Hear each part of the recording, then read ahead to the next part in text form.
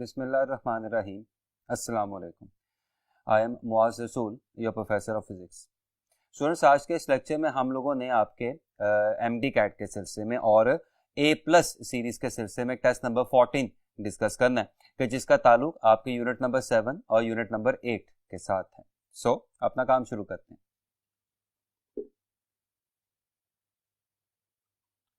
जी, तो question number 86 से अपनी बात को शुरू करते हैं। The peak value of alternating current is 5 square root 2 ampere.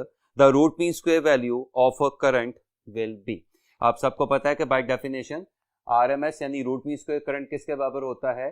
I0 over square root 2, जिसमें I0 क्या है? पीक करंट, जो कि सवाल के मुताबिक किसके बराबर था? 5 स्क्वायर रूट 2 के। तो I0 की जगह क्या आ जाएगा? 5 स्क्वायर रूट 2, स्क्वायर रूट 2 और स्क्वायर रूट 2 कैंसिल हो जाएगा, तो RMS current comes out to be 5 ampere. आपके 86th MCQ का आंसर क्या होगा? अल्फा यानी 5 ampere. Question number 87, an alternating voltage is given by 20 sin 157t। The frequency of alternating voltage is. No, सवाल में जो हमें इक्वेशन गिवन है वो ये है, V इक्वल्स 20 sin 157t, जबकि जो वेल नोन इक्वेशन है जो हमें पहले से पता है वो ये है, V equals V0 sin 2 pi ft।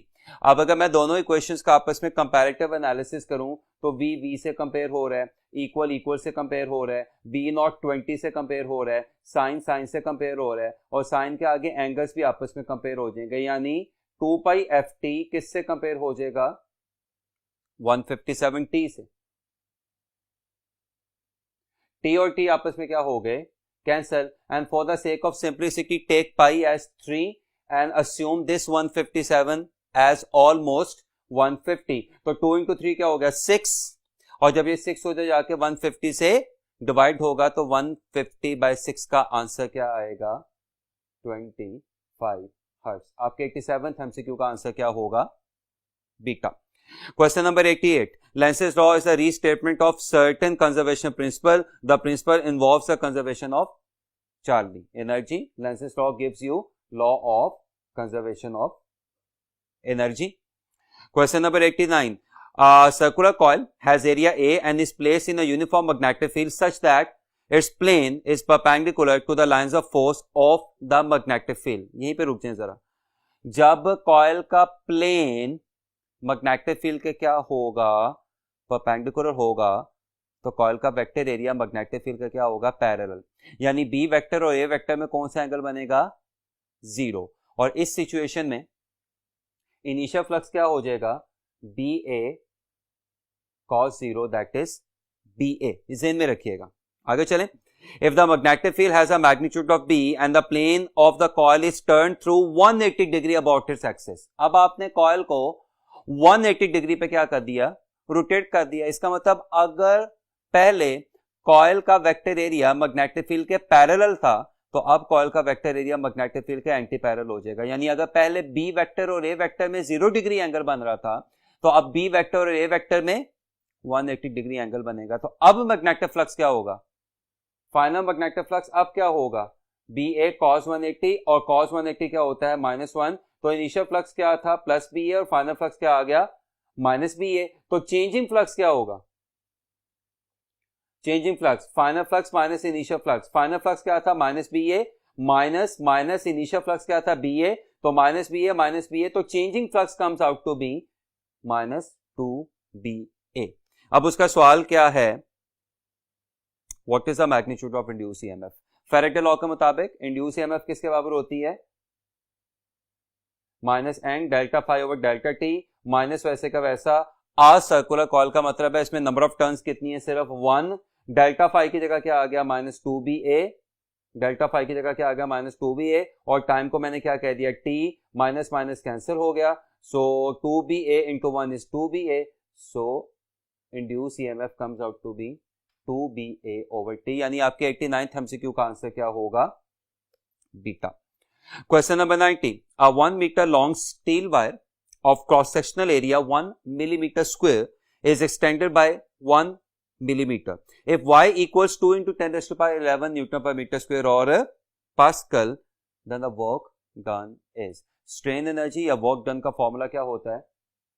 y equals half sorry W equals half y एक delta L square over L, W वैसे का वैसा इक्वल वैसे का वैसा, ये 2, लेंथ की जगह क्या आ गया 1, यंग्स मॉडुलस कितना था 2 इंटू 10⁻11, वायर का क्रॉस सेक्शनल एरिया कितना था 1 millimetre square which is 10⁻6 metre square, remember, चलिए यहाँ पे लिख देते हैं 1 मिलीमीटर स्क्वायर किसके बराबर होता है 10⁻6 मीटर स्क्वायर के।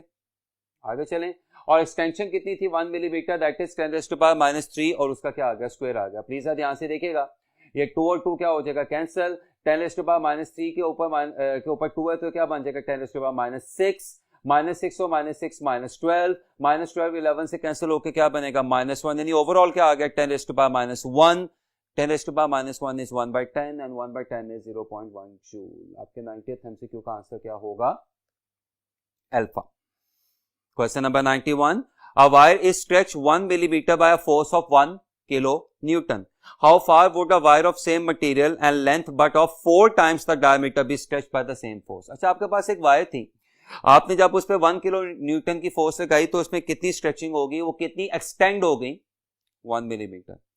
अब आपके पास एक दूसरी वायर है, उसका मटेरियल क्या है सेम है, उसकी लेंथ भी क्या है सेम है, लेकिन अब उसका डायमीटर पहली वाली वायर से क्या हो गया 4 टाइम्स ज्यादा हो गया। अब अगर आप उस दूसरी वायर पे भी कितनी फोर्स लगाते हैं 1 किलो न्यूटन की फोर्स लगाते हैं, तो बताएं अब दूसरी वायर में कितनी एक्सटेंशन पैदा होगी।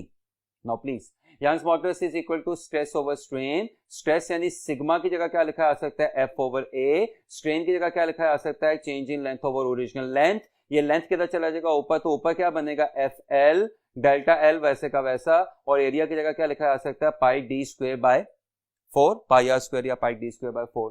प्लीज ध्यान से देखिएगा, ये 4 किधर चला जाएगा ऊपर, डेल्टा L आ जाएगा इधर, y आ जाएगा इधर, तो delta L comes out to be 4FL over pi d square y। Now 4 is the constant, force is the constant, दोनों सिचुएशन में दोनों वायर्स पे फोर्स 1 किलो न्यूटन लग रही थी, दोनों वायर्स की लेंथ सेम यानी constant, pi is the constant, दोनों वायर्स का मटेरियल भी क्या है सेम है, तो Young's modulus is a constant, this goes to show extension is inversely proportional to square of the diameter. अब यहां से सवाल जुबानी हो जाएगा, दूसरी वाली वायर का डायमीटर पहली वाली वायर से 4 गुना ज्यादा है, the diameter of the second wire is 4 times greater than the diameter of the first wire. तो इसका मतलब डायमीटर में कितने गुना इजाफा हो रहा है 4 गुना इजाफा हो रहा है। जब आप पहली वायर से दूसरी वायर की तरफ जा रहे हैं तो D में 4 गुना इजाफा हो रहा है, तो जब D में इजाफा होगा तो एक्सटेंशन में कमी होगी, और एक्सटेंशन D के नहीं D के स्क्वायर के इनवर्सली प्रोपोर्शनल है, तो जब डायमीटर में 4 गुना इजाफा होगा तो एक्सटेंशन में पहले के मुकाबले में 4 का स्क्वायर यानी 16 टाइम्स की कमी आ जाएगी। तो अगर पहले एक्सटेंशन कितनी हो रही थी 1 मिलीमीटर, तो अब नई एक्सटेंशन 1/16 मिलीमीटर हो जाएगी। आपके 91st MCQ का आंसर क्या होगा डेल्टा यानी 1/16 millimeter. Question number 92. A copper ring is suspended by a thread in a vertical plane. The north pole of a magnet is brought near the ring in a horizontal direction as shown. What will be the effect on the ring? जब आप north pole को ring के करीब लेके जाएंगे तो ring में से गुजरने वाले मैग्नेटिक फ्लक्स में क्या होगा इजाफा, रिंग में क्या इंड्यूस होगी EMF, रिंग में क्या इंड्यूस होगा करंट, फैराडे लॉ का काम खत्म। Incomes lenses of induce current अपने पैदा करने वाले कॉज को क्या करेगा अपोज करेगा, और ऑपोजिशन कैसे होगी कि रिंग का सामने वाला पोल भी क्या बन जाएगा नॉर्थ बन जाएगा, जो करीब आते नॉर्थ को क्या करेगा रिपेल करेगा। इसका मतलब जब आप इस मैग्नेट को रिंग के करीब लेके जाएंगे तो मैग्नेट और रिंग एक दूसरे को क्या करेंगे रिपेल करेंगे, नतीजा रिंग मैग्नेट से अवे जाना शुरू हो जाएगा। आपके 92 MCQ का आंसर क्या आएगा beta. Question number 93. A coil of area 5 cm square and having 20 turns is placed in a uniform magnetic field of 2 into 10⁻³ Gauss. The normal to the plane of the coil makes an angle of 60 degree with the magnetic field. The flux in Maxwell is. याद रखिएगा magnetic flux होता है BA और system international में B का unit क्या होता है टेस्ला और एरिया का यूनिट क्या होता है मीटर स्क्वायर। तो मैग्नेटिक फ्लक्स का यूनिट टेस्ला मीटर स्क्वायर होगा जो वेबर भी कहलाता है। CGS सिस्टम में मैग्नेटिक फील्ड का यूनिट टेस्ला नहीं होता बल्कि क्या होता है गॉस, और एरिया का यूनिट मीटर स्क्वायर नहीं होता बल्कि क्या होता है सेंटीमीटर स्क्वायर, और गॉस सेंटीमीटर स्क्वायर क्या कहलाता है मैक्सवेल, और रिलेशनशिप क्या है 1 वेबर इज 10⁸ मैक्सवेल।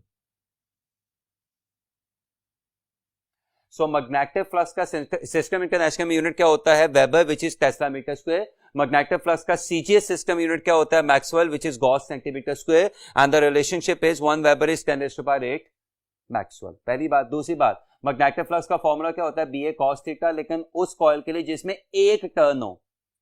तो अगर कॉइल में 2 टर्न्स होंगी तो मैग्नेटिक फ्लक्स का फॉर्मूला क्या हो जाएगा 2BA cos थीटा।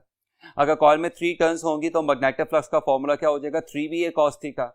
और अगर कॉइल में n नंबर ऑफ टर्न्स होंगी तो मैग्नेटिक फ्लक्स का फॉर्मूला क्या हो जाएगा NBA cos theta. Phi equal वैसे का वैसा, नंबर ऑफ टर्न्स कितनी थी 20, मैग्नेटिक फील्ड कितनी थी 2 × 10⁻3, एरिया कितना था 5 सेंटीमीटर स्क्वायर, एंगल कितना था 60। प्लीज cos 60 क्या होता है 1/2, इसका मतलब cos 60 और 2 आपस में क्या हो गया cancel. 5 × 20 is 100 and 100 × 10⁻3 comes out to be 10⁵ 93। MCQ का आंसर क्या होगा alpha.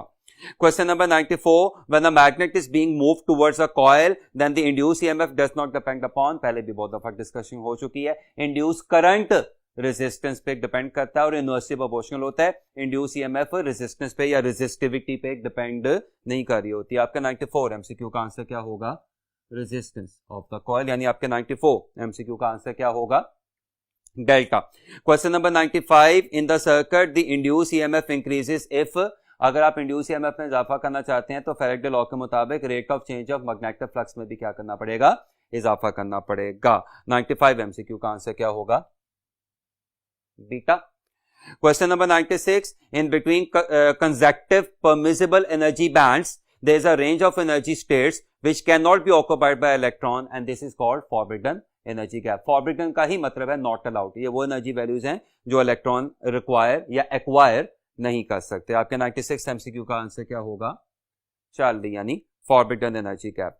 Question number 97, the core of a transformer is laminated to reduce energy losses due to, book की इंफॉर्मेशन है एग्जिस्ट करंट, यानी 97 एमसीक्यू का आंसर क्या होगा alpha.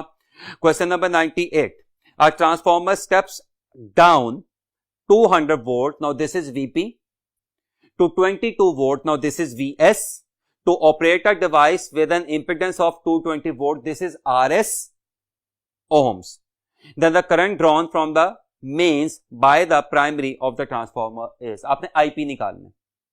No transformer के लिए IP over IS is equal to उल्टा हो जाता है वीएस ओवर वीपी। प्लीज ध्यान से देखिएगा, आईपी वैसे का वैसा इक्वल वैसे का वैसा, वीएस ओवर वीपी वैसे का वैसे। अगर ओम्स लॉ के मुताबिक आईएस की जगह क्या लिखा जाएगा वीएस ओवर आरएस। ये वीएस ओवर आरएस इधर क्या हो रहा है डिवाइड, उधर जाके क्या हो जाएगा मल्टीप्लाई, तो आईपी क्या आ जाएगा VS over RS into VS over VP.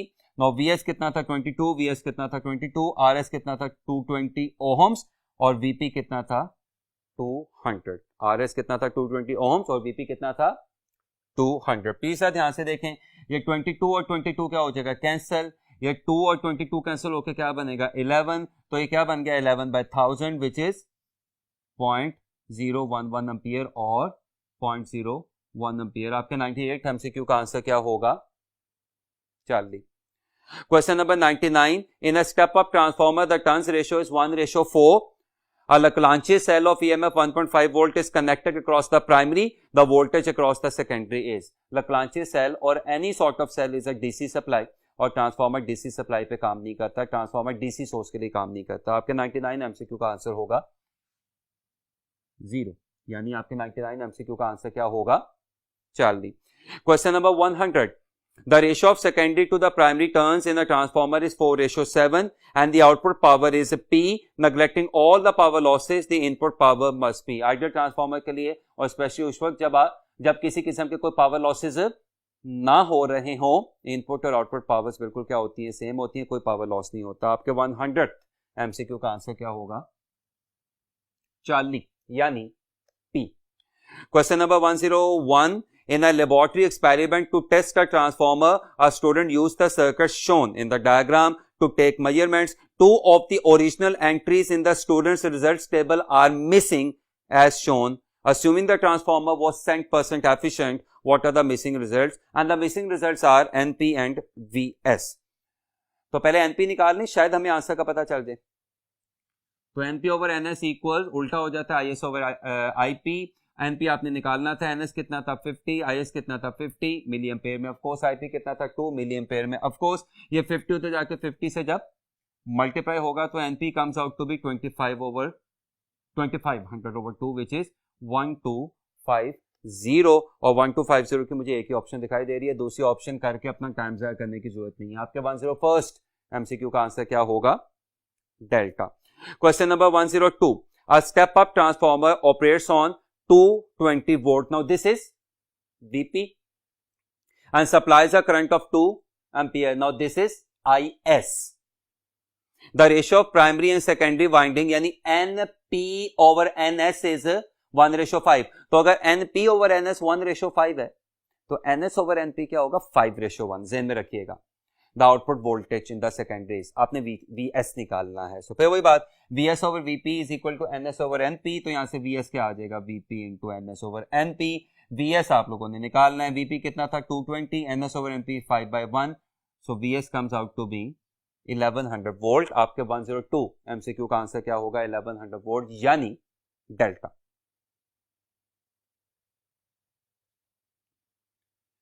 जी तो question number 103. In the figure the current through the resistor is practically. Figure आपको दिखाई दे रही है, उसमें डायोड आपको रिवर्स बाइस होता दिखाई दे रहा है और रिवर्स बाइस हालत में सर्किट में कोई करंट फ्लो नहीं कर रहा होता. आपके 103 MCQ का आंसर क्या होगा? 0 यानी delta. Question number 104. The circuit shows a bridge rectifier with a sinusoidal alternating voltage applied to it. The output terminals P and Q being joined by a load resistor. If the diode X were removed, leaving a break in the circuit, which of the following traces would be seen on a cathode ray oscilloscope connected across PQ? यानी अगर आप इस circuit में diode X को remove कर देते हैं, अगर आप इस सर्किट में डायोड X को क्या कर देते हैं?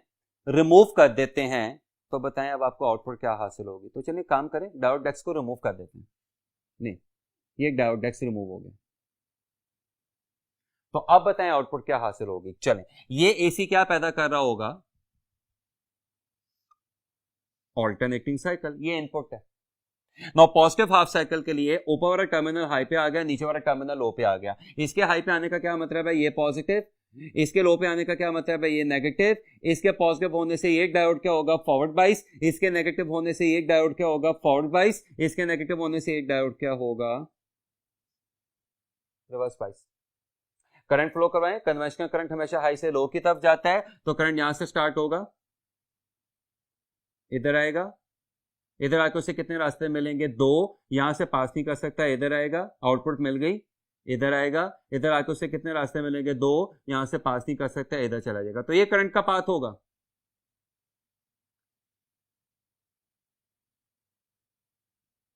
तो आपको आउटपुट मिल गई. ये अब जब आएगा negative half of the input cycle, तो सोर्स अपनी पोलैरिटी क्या करेगा? रिवर्स. जिससे ये टर्मिनल कहां पे आ जाएगा? लो पे. ये टर्मिनल कहां पे आ जाएगा? हाई पे. इसके लो पे आने का क्या मतलब है? ये डायोड क्या हो जाएगा? Reverse bias. इसके हाई पे आने का क्या मतलब है? ये डायोड क्या हो जाएगा? Reverse bias. ये डायोड क्या हो जाएगा? फॉरवर्ड बाइस. और आप करंट फ्लो करें कन्वेंशनल करंट, तो करंट यहां से आके इधर आएगा, इधर आके उसे कितने रास्ते मिलेंगे? 2. यहां से जा नहीं सकता, इधर आएगा, इधर आके उसे कितने रास्ते मिलेंगे? 2. यहां से जा नहीं सकता और अब यहां से भी नहीं जा सकता क्योंकि ये रास्ता भी आगे बंद है. तो on the first place negative half cycle के लिए आपको कोई आउटपुट नहीं मिलेगी. तो अगर आपकी इनपुट ये है तो आपकी आउटपुट यूं होगी एंड सो ऑन. और ये हाफ वेव रेक्टिफिकेशन को शो कर रही है, और ये हाफ वेव रेक्टिफाइड डीसी कहां से शुरू होगा? पॉजिटिव हाफ साइकिल से शुरू होगा. आपके 104 MCQ का आंसर क्या होगा? Beta. Question number 105. A half wave rectifier is being used to rectify an alternating voltage of frequency 50 Hz. The number of pulses of rectified current obtained in 1 second is. Number of pulses per second is known as frequency of the rectified current, यानी आपने output की frequency निकालनी है।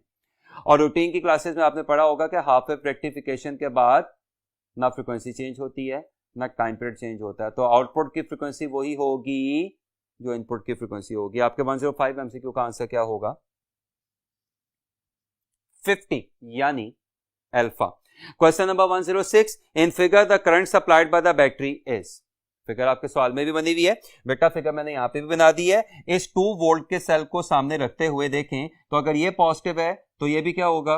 Positive. और अगर ये negative है तो ये भी क्या होगा? नेगेटिव। इसके पॉजिटिव और इसके नेगेटिव होने का मतलब है ये डायोड क्या होगा? फॉरवर्ड बाइस। ये डायोड क्या होगा? Reverse bias. तो अगर ये डायोड रिवर्स बाइस है तो करंट यहां पे आके, करंट यहां से स्टार्ट होकर यहां पे आके उसे कितने रास्ते मिलेंगे? 2। यहां से जा नहीं सकता क्योंकि एक डायोड रिवर्स बाइस है, सारा करंट ऊपर से पास करेगा। तो अगर एक डायोड रिवर्स बाइस है तो मैं इसको क्या कर देता हूं? मिटा देता हूं। तो अब तो सर्किट बड़ा आसान से रह गया। ओहम्स लॉ के मुताबिक आई किसके बराबर होता है? V over R। V कितना था हमारे पास? 2। रेजिस्टेंसेस कितनी थी? 2। लेकिन फॉरवर्ड बाइसिंग के दौरान डायोड की रेजिस्टेंस यानी फॉरवर्ड रेजिस्टेंस इतनी कम होती है कि हम उसको इग्नोर कर सकते हैं, तो ये इफेक्टिवली 0 है। और ये कितनी है? 20। तो 2/20 comes out to be 1/10, that is 0.1 ampere. आपके 106 एमसीक्यू का आंसर क्या होगा? Alpha. Question number 107. A sinusoidal voltage of peak value 200 volt is connected to a diode and a resistor R in the circuit shown so that the half wave rectification occurs. Half wave rectification हो रही है।